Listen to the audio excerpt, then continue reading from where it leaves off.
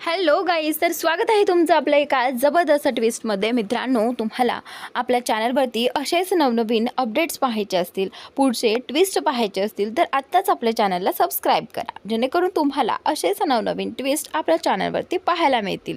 तर मित्रांनो, आता तुम्हाला तर माहीतच आहे, प्रांजलला खूपच दारूची सवय झालेली असते. त्याला ड्रिंक केल्याशिवाय अजिबात जमत नसतं. म्हणूनच आता इथे त्याने शिल्पा आत्याशी खोटं बोलून त्याने शिल्पा आत्याकडून 1,00,000 रुपये घेतले होते आणि त्या 1,00,000ची पूर्ण मज्जा केली. याने पूर्ण सगळीकडे मुलांमध्ये आणि त्याने स्वतः देखील ते 1,00,000 रुपये उडवले आणि अगदी ती दारू जास्त झाल्यामुळे त्याला त्रास होऊ लागला. कारण सतत ड्रिंक केल्यामुळे त्याला रोज त्रास होत होता. पण प्रांजल ड्रिंक करतोय हे शिल्पा आत्याला अजिबात माहिती नव्हतं. जर त्यांना माहिती असतं तर शिल्पाने प्रांजलला एवढे पैसे दिलेच नसते. पण ज्यावेळी एवढे पैसे दिल्यानंतर मितालीला कळालं की आत्तूने इथे प्रांजलला एवढे पैसे दिले आहेत, तर ती त्या गोष्टीचा विचार करते की खरंच आत्तूने एवढे पैसे दिले आहेत, मग प्रांजल त्या पैशांचं काय करेल? जर त्याने ड्रिंक केली तर? नाही, त्याने ड्रिंक करायला नको. म्हणूनच आता इथे मितालीला वाटत असतं की जर त्याने ड्रिंक केली तर त्याचा त्रास जो आहे तो पुन्हा वाढेल. हे सगळं पृथ्वीदादालाही माहिती नसतं. तिने त्याला सांगितलेलं नसतं, कारण जर पृथ्वीदादाला हे कळालं तर तो प्रांजलला सोडणार नाही. आणि इकडे प्रांजलनेही मितालीकडून वचन घेतलेलं आहे की तू या सगळ्याबद्दल पृथ्वीदादाला अजिबात काही सांगणार नाहीस. त्यामुळे आता इथे मितालीने अजून देखील प्रांजलबद्दल कोणालाही काही सांगितलेलं नसतं. तर आता इकडे त्या पूर्ण पैशांची इथे या प्रांजलने दारू पिलेली असते, ड्रिंक केलेली असते आणि आता त्याचा त्रास जो आहे तो वाढत गेलेला आहे. तर आता मित्रांनी त्याला घरी सोडलेलं असतं. प्रांजल बाहेरून ड्रिंक करत आलेला आहे हे मितालीला कळालं, कारण घरातले सगळेजणं झोपलेले असतात. आणि आता इकडे सगळेजणं झोपलेले असताना इथे कोणालाही काही कळू नये म्हणून मिताली स्वतः बाहेर येते. कारण रात्र खूप झाली होती आणि प्रांजलला यायला उशीरही झाला होता. पृथ्वीही त्याची वाट पाहून झोपी गेला होता. पण आता इकडे मितालीला वाटतं की नाही, जर प्रांजलला पृथ्वीदादाने वगैरे कोणीही पाहिलं तर खूप मोठा प्रॉब्लेम होईल. काहीही करून आता प्रांजलला तिला रूममध्ये घेऊन जायचं असतं. त्यानंतर ती हळूहळू करून चाललेली असते. तर प्रांजल मध्येच पडतो आणि हॉलमध्येच पडल्यानंतर त्याला त्रास खूप होऊ लागतो. तो बोलतो की मिताली, मला आज खूप जास्त त्रास होत आहे, मला कळत नाही आहे मला काय होतं आहे. तर त्यावेळी मिताली आता घाबरते. मिताली बोलते की मी तुला सांगत होते नको ड्रिंक करत जाऊ, पण तू ऐकतोस कुठं माझा? त्यावेळी आता इकडे मितालीला खूप भीती वाटते की जर प्रांजलला काही झालं तर? नाही, काहीही होणार नाही प्रांजलला, मी प्रांजलला काहीही होऊ देणार नाही असं मिताली म्हणत असते. पण तोपर्यंत प्रांजल जो आहे तो तिथेच खाली बसतो. आणि इकडे प्रांजल जेव्हा खाली बसतो त्यावेळी आता इथे हिला आनंदीला आवाज येतो की घरामध्ये कोणीतरी आहे. त्यावेळी ती तिकडनंच ओरडते की कोण आहे तिकडे हॉलमध्ये? त्यावेळी मितालीला वाटतं की जर बाकीचे कोणी या आनंदीच्या आवाजाने उठले तर खूप मोठा प्रॉब्लेम होईल. मला लवकरात लवकर आनंदीला जाऊन सांगावं लागेल की मीच आहे म्हणून. त्यावेळी ती आनंदीच्या जवळ जाते आणि आनंदीला ओरडून म्हणते की हे बघ, ओरडू नकोस, कोण नाही आहे, मीच आहे, मिताली आहे. त्यावेळी आता इथे आनंदी तिला विचारू लागते की मिताली, तू एवढ्या रात्री इथे काय करतेस? त्यावेळी आता इथे मिताली जी आहे तिच्याकडे दुसरा कुठलाच पर्याय उरलेला नसतो. तिला आनंदीला सगळं काही खरं सांगावं लागतं.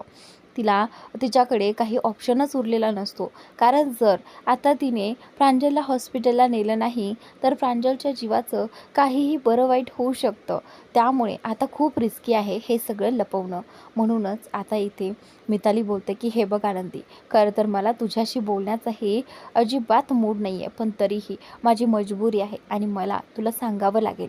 त्यावेळी आता इथे आनंदी मितालीला म्हणते की काय झालं आहे मिताली, तू एवढी टेन्शनमध्ये का दिसतेस? त्यावेळी आता मिताली बोलते की हे बघ आनंदी, आता मला तुझी खूप जास्त गरज आहे, तू मला मदत करशील? त्यावेळी आता आनंदी बोलते की हो, काय झालं आहे असं? मी काहीही मदत करायला तयार आहे, पण आधी सांग तरी काय झालं आहे? त्यावेळी मिताली बोलते की प्रांजलने खूप ड्रिंक केली आहे आणि त्याला त्रास होत आहे. त्यावेळी आता इथे आनंदी बोलते की काय, प्रांजलने ड्रिंक केली आहे आणि जर हे मालक साहेबांना कळालं तर? त्यावेळी आता इथे मिताली बोलते की हो, मालक साहेबांना हे माहिती नाही आहे की प्रांजल ड्रिंक करतो. पण प्रांजल आजपासून नाही, पण जसं त्याला कळतंय त्याची आई गेली आहे आणि तेव्हापासून तो ड्रिंक करतो. त्यावेळी आता इथे आनंदी बोलते की काय, म्हणजे एवढ्या दिवस प्रांजलने हे सगळं आपल्यापासून लपून ठेवलं? तर त्यावेळी मिताली बोलते की हो, प्रांजलने माझ्याकडनं वचन घेतलं होतं की मी ही गोष्ट कोणालाही कळू देऊ नको, म्हणून मी कोणालाही सांगितलं नाही आहे. पण आज त्याची तब्येत खूप खराब झाली आहे. आज मला काहीही करून त्याला हॉस्पिटलला घेऊन जायचं आहे. त्यावेळी आता इकडे आनंदी जी आहे ती बोलते की हे बघ मिताली, आपल्याला असं लपून सगळं करता येणार नाही आहे, आपल्याला घरातल्यांना हे सांगावं लागेल. तर आता मिताली बोलते की हे बघ आनंदी, जर प्रांजलला कळालं की मी हे सगळ्यांना सांगितलं तर तो खूप दुखावेल आणि पुन्हा काही आपल्या स्वतःचं जीवाचं बरं वाईट करेल, कारण तो खूप रागीट आहे. तुला नाही माहिती त्याचा स्वभाव अजून. त्यावेळी आता आनंदी बोलते की ठीक आहे, मग आत्ताच्या आत्ता आपण प्रांजलला हॉस्पिटलला घेऊन जाऊयात.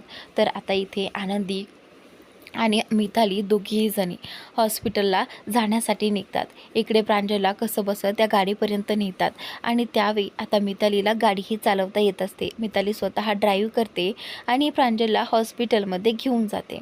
तर आता हॉस्पिटलमध्ये गेल्यानंतर इकडे आता डॉक्टर जे आहे ते सगळं काही चेकअप वगैरे करतात आणि त्याचनंतर थोड्याच वेळाने इथे डॉक्टर्स प्रांजलचे रिपोर्ट्सही आनंदी आणि मितालीला सांगतात. त्यावेळी आता इथे मिताली खूप घाबरते की प्रांजलला असं काय झालं असेल. ती डॉक्टरांना विचारू लागते. तर त्यावेळी डॉक्टर सांगतात की हे पहा, प्रांजलने आपल्या स्वतःचं ड्रिंक करून खूप हे करून घेतलं आहे, नुकसान करून घेतलेलं आहे. मला असं म्हणायचं आहे की प्रांजलची जी काही अवस्था आहे ना ती खूप वाईट झाली आहे. डॉक्टर म्हणतात की खरं तर सांगायचं म्हटलं तर स्पष्टपणे त्यांचा हृदय जे आहे ते पूर्णपणे कामातून गेलं आहे आणि हे सगळं फक्त ड्रिंक केल्यामुळे झालेलं आहे. त्यावेळी हे ऐकताच आता मिताली आणि आनंदीला खूप मोठा धक्का बसतो. त्यावेळी मिताली तर जागेवरच बसते आणि इकडे आता मितालीला खूप पश्चाताप होऊ लागतो की का तिने सगळ्यांपासून लपून ठेवलं. आज जर तिने स्वतः हे सगळं सत्य पृथ्वीदादाला सांगितलं असतं तर आज ही वेळ आली नसती. म्हणून आता इथे मिताली जी आहे ती बोलते की हे सगळं ना माझ्या चुकीमुळे झालं आहे. तर आनंदी बोलते की हे बघ मिताली, आता स्वतःला त्रास करून घेण्याची ही वेळ नाही आहे, स्वतःला ब्लेम करायची ही वेळ नाही आहे. त्यामुळे तू स्वतःला सावर आणि हे बघ, मी प्रांजलला काहीही होऊ देणार नाही. तुला माहिती आहे ना, जर तुझी आई असती तर तिने हे काहीतरी प्रयत्न केलेच असते. तर मलाही तितकीच काळजी आहे प्रांजलची. त्यामुळे तू काळजी करू नकोस, आपण प्रांजलला काहीही होऊ देणार नाही. तर आता इकडे आनंदी डॉक्टरांना म्हणते की डॉक्टर, तुम्हाला काही पर्याय काढता येत नाही का? म्हणजे त्यासाठी जे काही लागेल ते तुम्ही सुचवा ना. त्यावेळी आता डॉक्टर बोलतात की नाही, आपल्याला त्यासाठी एखादा डोनर पाहिजे आहे, ज्यांना हार्ट डोनेट करायचं आहे. त्यावेळी आता इकडे आनंदी जी आहे ती बोलते की काय, म्हणजे त्यासाठी हार्ट लागेल ना? तर आता इकडे आनंदी जी आहे ती बोलते की सहसा असा हार्ट डोनर तर कुठे भेटणार नाही. त्यामुळे डॉक्टर, तुम्ही काळजी करू नका, एकतर तुम्ही माझं हार्ट प्रांजलला टाका. तर आता इथे डॉक्टर बोलतात की काय, तुमचं हार्ट? तर आता इथे आनंदी जी आहे ती बोलते की हो, माझा हार्ट तुम्ही प्रांजलला टाका आणि प्रांजलला वाचवा. त्यावेळी आता डॉक्टरने हे सगळं ऐकून ना, खरं तर डॉक्टर बोलतात की ठीक आहे. डॉक्टर तिथे आनंदी आणि मितालीला काहीही बोलत नाही. त्यानंतर डॉक्टर आतमध्ये जातात. इकडे आतमध्ये गेल्यानंतर डॉक्टरने आनंदीला ओळखलेलं असतं. डॉक्टरने युगंधर आणि आनंदीचा जो काही अवॉर्ड फंक्शन आहे तो पाहिलेला असतो आणि तिथेच डॉक्टरांच्या लक्षात येतं की ह्या ज्या काही मॅडम आहेत ना, त्या युगंधर साहेबांच्याच मिसेस दिसत आहेत. त्यामुळे आता मला असं वाटतं की युगंधर साहेबांना फोन केलाच पाहिजे. त्यावेळी आता डॉक्टर एवढ्या रात्रीच्या वेळी इथे युगंधरला फोन लावतात. त्याचनंतर आता इकडे युगंधर जो आहे तो रात्रीच्या वेळी झोपेतून दचकून उठतो आणि बोलतो की एवढ्या रात्री कोणाचा फोन? त्याच वेळी आता इथे त्याने पाहिलं आहे, युगंधरने म्हणजेच मालक साहेबांनी पाहिलं आहे की डॉक्टरांचा फोन आहे. त्यावेळी आता इकडे डॉक्टर जे आहे ते बोलतात की हे पहा युगंधर साहेब, मला ना तुम्हाला एक खूप महत्त्वाची गोष्ट सांगायची आहे. तर आता इकडे युगंधर जो आहे तो बोलतो की बोला ना डॉक्टर. त्यावेळी आता इथे डॉक्टर सांगू लागतात की तुमच्या मिसेस आणि बहुतेक तुमचा मुलगा आणि मुलगी हॉस्पिटलमध्ये आलेले आहेत आणि तुमचा मुलगा जो आहे तो खूप ड्रिंक करतोय. त्यामुळे तुमच्या मुलाचं जे काही हार्ट आहे ना ते पूर्णपणे कामातून गेलं आहे. हे ऐकताच इथे युगंधरला खूप मोठा धक्का बसला. युगंधरला तर आधी हेच लक्षात येत नाही की आपला प्रांजल असं दारू वगैरे कसा पिऊ शकतो. पण पिलाही. तरीही त्या दारू पिल्याने त्याला एवढा त्रास. तर आता इथे युगंधर खूप घाबरतो. तर आता इथे डॉक्टर जे आहेत ते बोलतात की हे पहा, आणि तुमच्या ज्या मिसेस आहेत त्या त्यांना हॉस्पिटलला घेऊन आलेल्या आहेत. त्यावेळी आता इकडे युगंधर जो आहे तो बोलतो की काय आनंदी. तर त्यावेळी आता डॉक्टर बोलतात की हो, आणि आनंदीने आता एक निर्णय घेतला आहे. आनंदीने स्वतःचा हार्ट त्याला ट्रान्सफर करण्यासाठी आम्हाला सुचवलं आहे. मग बघा तुमचा निर्णय काय असणार आहे. तुम्हाला तुमच्या मुलासाठी दुसरा हार्ट डोनर कोणी मिळेल का ते तुम्ही पहा आणि मला सांगा. तर त्यावेळी आता इथे युगंधर जो आहे तो बोलतो की डॉक्टर तुम्ही काळजी करू नका, मी आताच हॉस्पिटलमध्ये येत आहे, त्यामुळे तोपर्यंत तरी थांबा आणि प्रांजलवरती चांगली बेस्ट ट्रीटमेंट द्या. तर त्यावेळी आता युगंधर जो आहे तो लगेचच गाडी काढतो आणि हॉस्पिटलला यायला निघतो. डॉक्टरांनी त्यांना ॲड्रेस वगैरे सांगितलेला असतो. तर त्याचनंतर आता युगंधर खूप टेन्शनमध्ये असतो की हे सगळं कसं काय. कारण आता त्याला खूप भीती वाटू लागते की प्रांजलच्या जीवाला काही झालं तर. नाही, मी असं होऊच देणार नाही, मी माझ्या प्रांजलला काहीही होऊ देणार नाही.